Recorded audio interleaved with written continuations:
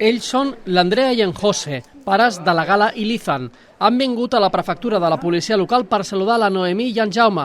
Són els dos agents que aquest dissabte han salvat la vida de l'Ethan. El nadó es va ennuegar amb unes engrunes de pa i va deixar de respirar. Tot va passar molt ràpid. Cogió de la despensa 2 palitos de estos de pan camperos, que yo pensaba que había solo uno. Cuando salí del lavabo me encontré uno chupeteado y dije, pero volví al lavabo porque me estaba cambiando y cuando vuelvo ya lo llamé a él corriendo, José, que es agua, que es agua.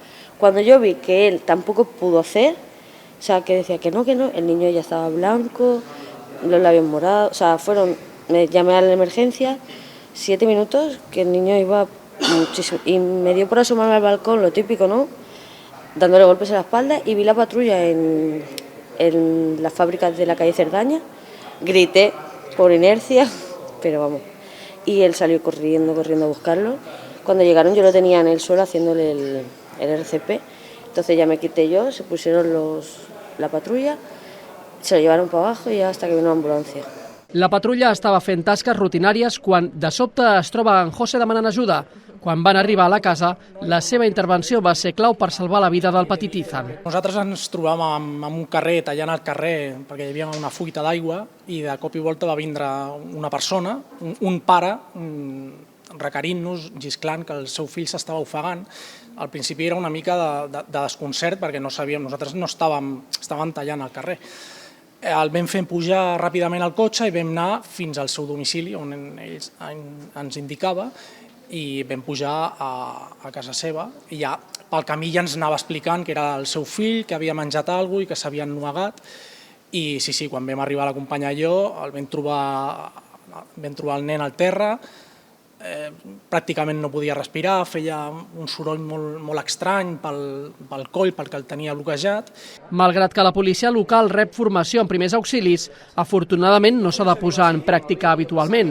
Els agents creuen que saber com actuar en aquests casos pot ser determinant per salvar la vida d'algú. El nadó sí que l'has de posar boca avall, donar els cops més en direcció cap al terra, però al final, fins que no ho fas una primera vegada, no saps ben bé si això és el que s'ha de fer, si és efectiu, i és complicat, perquè en aquell moment que estem fent això, el company i jo també estem dient, però serveix per aguantar perquè vingui l'ambulància, que és el que necessitem, que estigui aquí l'ambulància. Estaria molt bé que tothom sapigués aquest tipus de maniobres per la situació que es pugui donar, o a casa seva o al carrer, que es pugui trobar amb algú i ho pugui fer tranquil·lament fins que arribin les assistències.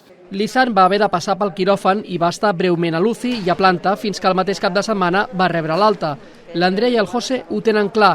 L'Ethan va tornar a casa gràcies als dos agents de policia local. Yo el mérito no se lo quito a ninguno, pero de todos los cuerpos que vinieron, pero para mí, los dos que vinieron a mi casa en ese momento tan crítico, el ángel de la guardia de mi hijo. Els agents no se senten herois i consideren que aquesta és la seva feina.